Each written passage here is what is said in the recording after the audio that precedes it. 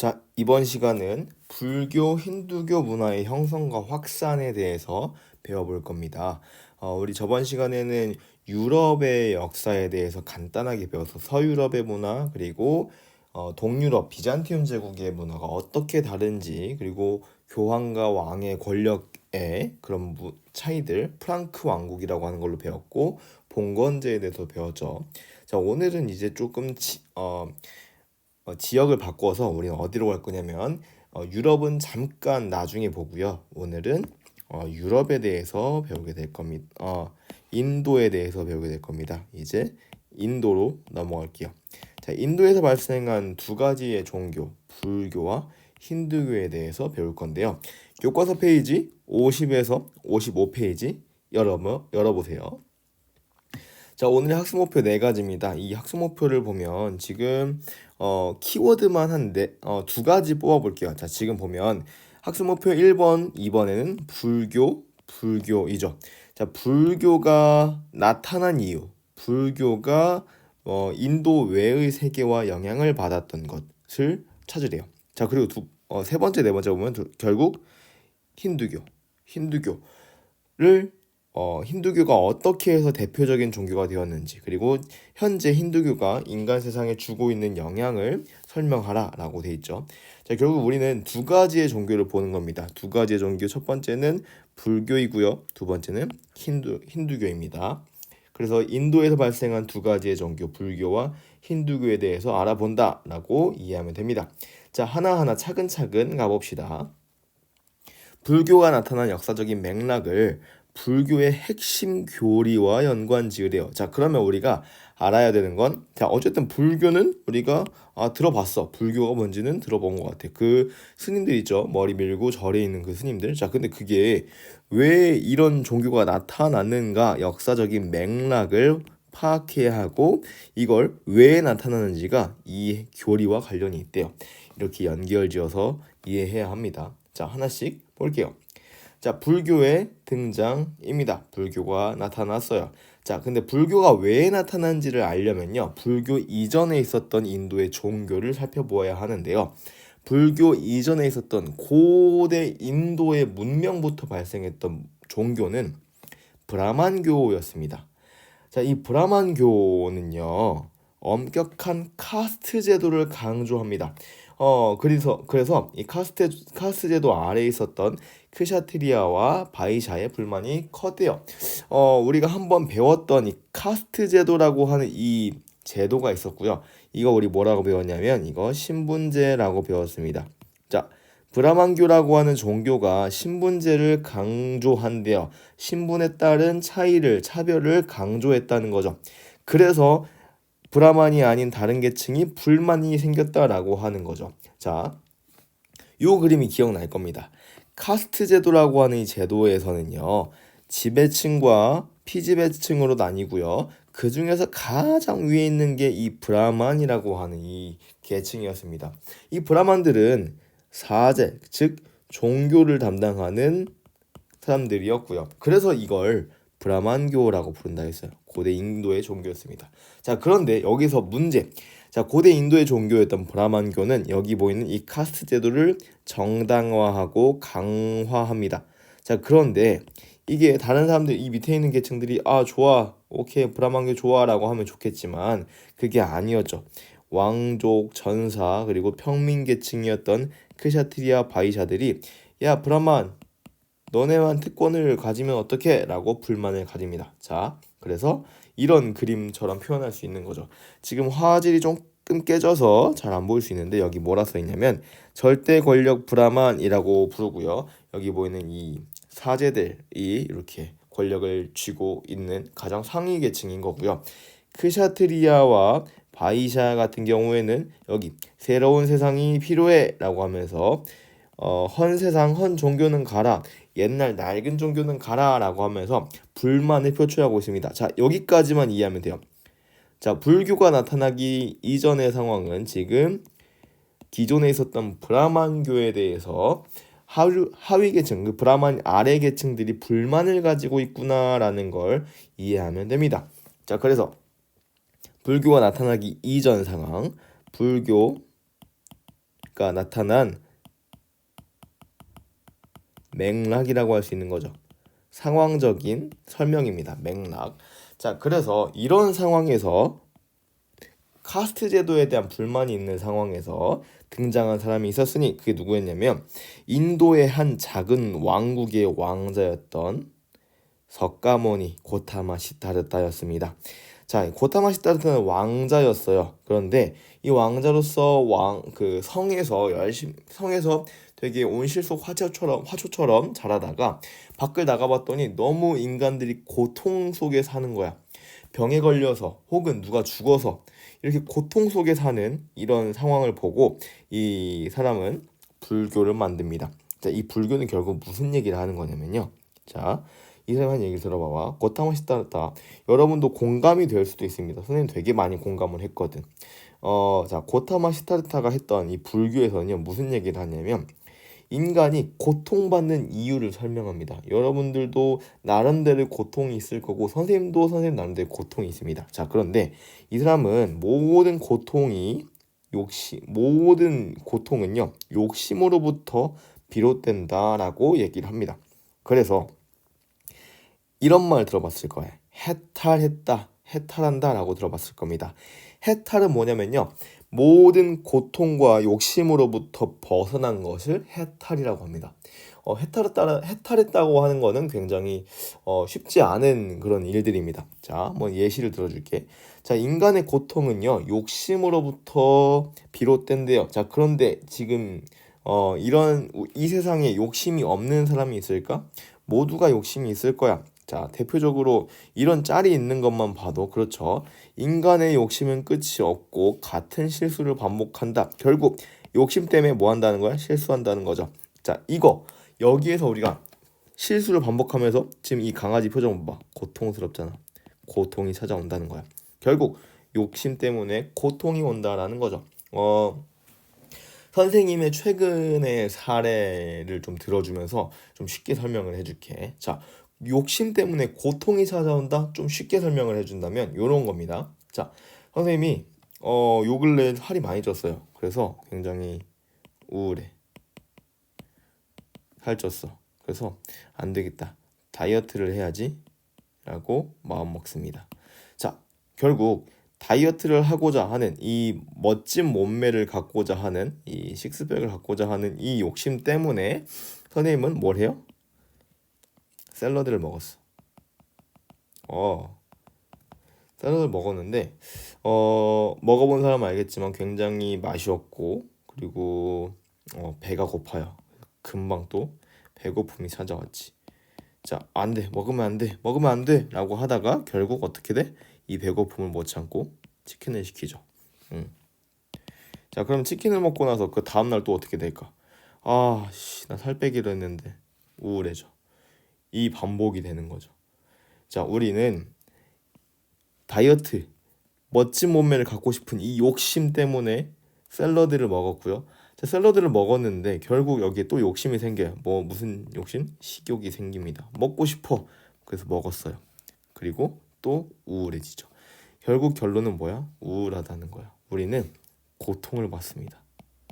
이렇게 지금 고통을 받고 있어요. 아무튼 열심히 한번 해볼게.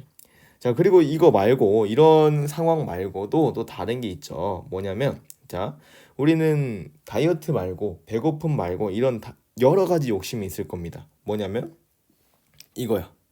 우린 고통으로부터 벗어날 수 없습니다. 일단 잘생겨지고 싶어요.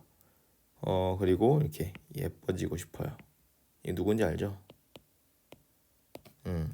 자, 그리고 돈을 많이 벌고 싶어. 좋은 대학에 가고 싶어. 이런 욕심들이 있습니다. 근데 우린 알아요. 선생님은 적어도 죽었다 깨어나도 차은우 같이 될 수가 없고요. 여러분도 아이유가 될 수 없을 겁니다. 아이유가 굳이 될 필요도 없고요. 그렇지? 그리고 돈을 많이 벌면 좋겠지만 대부분은 돈을 많이 벌지 못할 겁니다. 그리고 모두가 서울대를 가면 좋겠지만 모두가 서울대를 가지 못할 거야. 근데 우리는 이걸 갖지 못해서 고통받아요.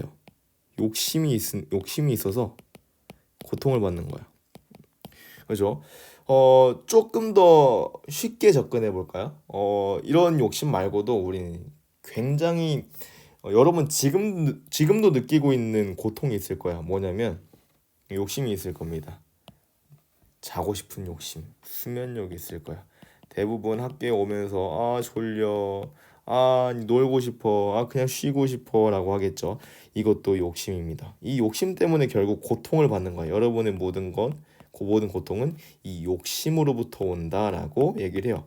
놀랍지 않나요? 지금으로부터 2000년도 넘은 그때의 사람이 이런 엄청난 통찰력, 인생의 진리를 깨달은 거야. 굉장히 멋있습니다. 하지만 욕심을 버리긴 쉽지 않죠.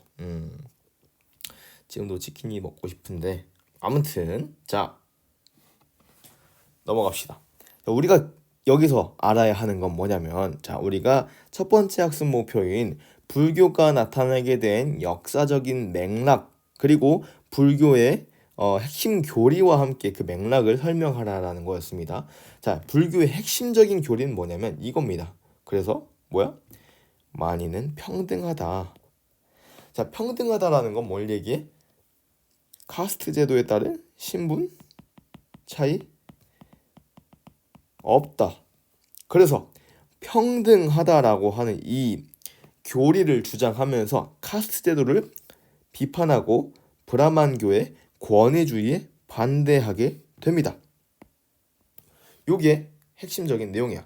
자, 여러분이 이걸 설명할 수 있으면 첫 번째 학습 목표는 끝난 겁니다. 자, 그래서 첫 번째 학습 목표인 이 부분. 자, 불교가 나타난 역사적 맥락을 설명하려면 브라만교라고 하는 이전에 있었던 종교와 함께 그리고 카스트 제도라고 하는 것에 따른 차별을 설명해야 됩니다. 자, 브라만교에서는 카스트 제도에 따른 차별을 정당하게 생각했습니다. 그런데 불교는 뭐라 했어? 인간의 욕심 때문에 고통받는다라고도 했지만 결국에 모두가 평등하다라고 한 얘기를 하면서 이 브라만교를 비판했어요. 여러분이 알아야 되는 건 이런 내용인 거죠. 자, 평등하다고 주장한 불교는 카스트 제도에 불만을 품던 크샤트리아 바이샤의 지지를 받아서 그리고 브라만교의 권위주의에 반대하면서 자비와 평등을 강조했고 그리고 세계적인 종교로 발전했다라고 설명합니다. 그리고 여기 보이는 이분이 석가모니 고타마 시타르타의 모습입니다. 우리나라에 있는 석굴암 본존불의 모습이고요. 여기는 이 분의 표정을 봐봐. 지금 이 표정이 모든 욕심과 모든 고통으로부터 초월한 인간의 모습입니다. 나는 아무것도 갖고 싶지 않아요. 나는 아무것도 안 해도 됩니다. 여러분 다 가지세요. 고통으로부터 벗어나는 인간의 모습이죠. 멋지지 않니? 그래서 선생님 옛날에 머리 밀고 절에 들어갈까 생각했었어요. 근데 결국 욕심 때문에 고기를 못 먹으니까 가지 않았죠. 자, 다음입니다. 자, 불교가 인도 이외의 세계와 영향을 주고받은 사실을 설명하라라고 합니다. 자, 우리가 여기에서 봐야 될 건, 자, 우리 앞에서는 불교가 왜 나타나는지를 핵심 교리와 인과관계로 설명했다면요. 두 번째 학습 목표에서는 불교가 인도 외의 세계와 영향을 주고받은 사실을 설명하면 되는데, 그때 우리가 필요한 두 가지의 나라가 있습니다. 어느 나라냐면 마우리아 왕조와 그리고 쿠시안 왕조가 되겠습니다.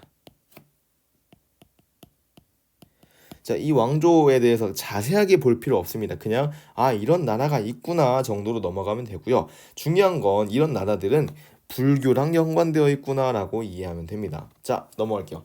자, 50페이지 하단입니다. 마우리아 왕조에 대한 설명이야. 자, 마우리아 왕조, 찬드라굽타 마우리아가 만들었다고 하는데 결국에 여기서 기억해야 할 만한 왕은 아소카 왕입니다. 이 아소카 왕은요, 정복 왕이었어. 인도 대부분을 장악하고 중앙 집권적인 통치 체제를 강화했대요. 이거 우리 배웠다. 중앙 집권. 우리 저번에 1단원부터 계속 선생님이 강조했던 거야. 중앙 집권이라는 말이 굉장히 많이 나올 거니까 기억해라 라고. 중앙 집권적인 건 누가 힘이 센 거야? 왕이 힘이 센 겁니다. 왕이 다 하는 거죠. 중앙 왕에게 권력이 집중되어 있던 거죠. 자, 이런 상황이었습니다. 자, 마우리아 왕조였고요. 아소카 왕 때의 영토입니다. 자, 아소카 왕의 이야기를 한번 들어보면서 불교와의 관련성을 살펴볼 거야. 자, 이 마우리아 왕조의 아소카 왕은 영토를 엄청나게 넓히고 전쟁을 많이 하면서 영토를 넓혔지만, 그리고 권력도 강화시켰지만, 한편으로는 이렇게 후회를 하게 됩니다. 아, 내가 왜 이렇게 사람들을 많이 죽였지? 다 뭐라고 이게? 내 욕심으로 인해서 이렇게 사람들을 많이 죽이게 되고 나도 고통을 받았구나라고 깨닫고요.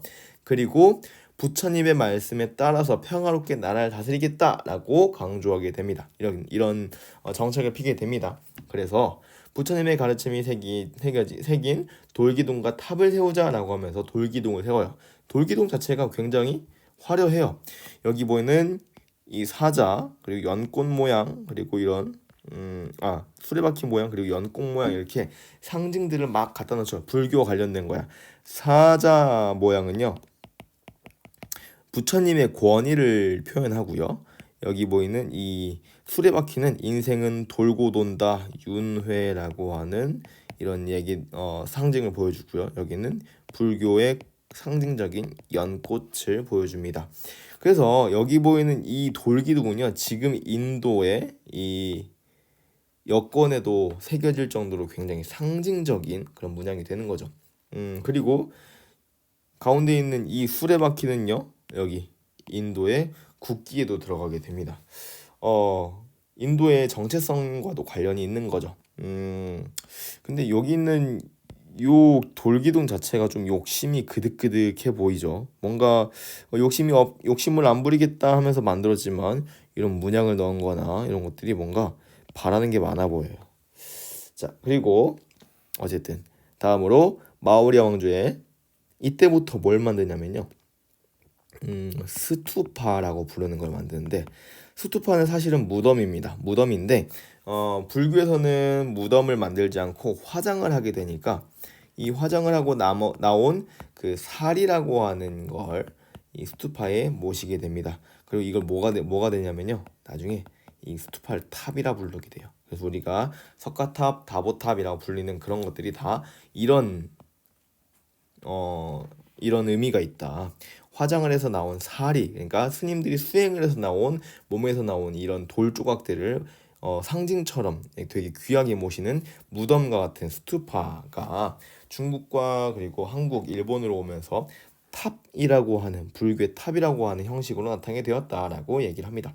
자, 마우리아 왕조입니다. 마우리아 왕조 아소카 왕, 결국에 아소카 왕은 잔인한 정복 전쟁을 벌이고 나서 이걸 반성하면서 부처님의 말씀에 따라서 나라를 다스려야겠다라고 했고요. 그래서 이때 불교가 많이 발전했다라고 합니다. 자, 여기서 발전한 불교를 뭐라 부르냐면요, 상좌부 불교였어요. 자, 상좌부 불교 이름이 좀 어렵지만 상좌부는요, 그냥 쉽게 말하면 그냥 가부좌 틀고 앞바다리하고 앉아서 수행한다는 거야. 누굴 위해서? 나를 위해서. 개인의 해탈을 강조하게 됩니다. 그래서 상좌부 불교는 개인의 해탈을 강조하게 되었고요. 대부분 다 어디로 갔냐면 스리랑카나 동남아시아 쪽으로 전해져서 그쪽에서 믿는 불교는 대부분 상좌부 불교가 됩니다. 자, 그래서 이외의 세계와, 그러니까 불교가 인도 이외의 세계로 교류하고 전파되었던 첫 번째는 상좌부 불교는 동남아시아 쪽으로 넘어갔다라는 게 되고요. 자, 다음으로 볼 왕조는요, 여기 보이는 쿠샨 왕조야. 자, 쿠샨 왕조에서는요, 쿠샨 왕조는 카니슈카 왕이라고 하는 이 왕 하나를 볼 건데, 이 카니슈카 왕도 결국에는 영토를 넓히고 전성기를 맞이한 강력한 왕이었다라고 하는 거 알면 되고요. 불교를 많이 강조했대요. 자, 근데 여기서 중요한 건 쿠샨 왕조 때는 결국 아까 봤던 상좌부 불교, 마우리아 왕조의 상좌부 불교랑 다르게 대승불교가 발전하게 됩니다. 대승불교는 아까 상좌부 불교, 마우리아 왕조의 상좌부 불교는 개인이 중요해, 나만 해탈하면 돼 였다면요, 대승불교에서는요, 모두가 함께 해탈하자, 윤회에서 벗어나자라고 얘기를 해요. 만인이 함께 가자라고 얘기를 하는 게 대승불교입니다. 그래서 대승 대규모로 탑승해라, 이 불교에 모두 타라라고 이야기하는 게 여기 대승불교가 됩니다. 자, 여기가 더 중요합니다. 자, 이런 대승불교가 발전했던 쿠션 왕조 때의 이런 불교, 특히는 대승불교는요, 비단길을 통해서 중국으로 전파되게 됩니다. 자, 중국으로 전파됐던 불교. 그 당시에 중국은 어떤 나라였어? 여기 보이죠? 한나라였습니다. 이제 이어지죠. 우리 1단원에서 배웠던 한나라 때 비단길을 만들었고요. 이 비단길을 통해서 불교가 들어왔다라고 한번 배웠었습니다. 자, 그게 여기에서 이어지는 거야.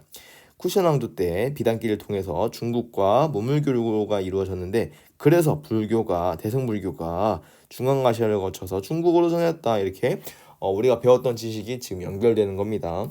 짜릿하죠? 자, 다음 간다라 양식을 볼 겁니다. 자, 간다라 양식도 우리 배웠다, 그쵸? 언제 배웠냐면 여기 보이는 알렉산드로스라고 하는 이 사람 때문에 배웠습니다. 알렉산드로스가 영토를 넓히면서 이때 인도까지 침범하게 되고요. 그러면서 불교 문화와 헬레니즘 문화가 융합되게 됩니다. 그래서 이런 양식, 이런 문화를 간다라 양식이라 부르고요. 간다라 양식은 결국 뭐야? 불상을 만드는 거야. 우리가 흔히 생각하는 불상, 불교 부처님의 모습을 표현한 이런 불상들은 다 이 간다라 양식의 영향을 받게 되었죠. 결론은 뭐야? 불교와 헬레니즘 문화가 만나서 불상이라고 하는 조각상이 나타나게 되었다라고 하는 겁니다. 자, 그래서 여기 간다라 양식에서 보면 인도의 불교 문화, 원래는 부처님의 모습을 그대로 표현하지 않습니다. 그 대신에 상징적으로 부처님 발자국이나 아니면 혹은 부처님이 깨달음을 얻었다는 보리수에서 이렇게 상징적으로 표현했는데, 부처님 표현했는데, 이게 그리스의 조각상들이 들어오면서 뭐야, 헬레니즘 문화에서는 이렇게 신을 표현하기도 하는구나 하면서, 야, 우리도 부처님 표현하자 라고 하면서 이렇게 간다라 양식으로 불상을 만들게 되었죠. 그래서 불상을 만드는 양식을 간다라 양식이라고 하고요. 자, 그래서 결국 이 간다라 양식 역시 간다라 양식도 대승불교와 함께 비단길을 통해서 우리나라를 비롯한 동북아시아, 중국, 일본, 한국으로 전파돼가지고 불상을 제작하게 되었다라고 합니다. 그래서 만든 게 우리나라에 있는 이 석굴암입니다. 석굴암의 본존물이 대표적인 우리나라의 불상이라고 할 수 있고요. 그래서 우리나라의 이런 양식도 결국엔 어디서 온 거다? 인도에서 온 거고요. 자, 그 전에 어디서 온 거야? 알렉산드로스부터 온 거죠. 굉장히 놀랍지 않나요? 이 당시에 자동차도 없고 인터넷도 없고 전화기도 없었는데 어떻게 이 알렉산드로스라고 하는 지구 반대편에 있었던 사람이 우리한테까지 영향을 주게 됐는지 굉장히 대단합니다. 자, 우리 불교가 인도 이외의 세계에 영향을 주고받는 사실, 두 번째 학습 목표까지 봤습니다.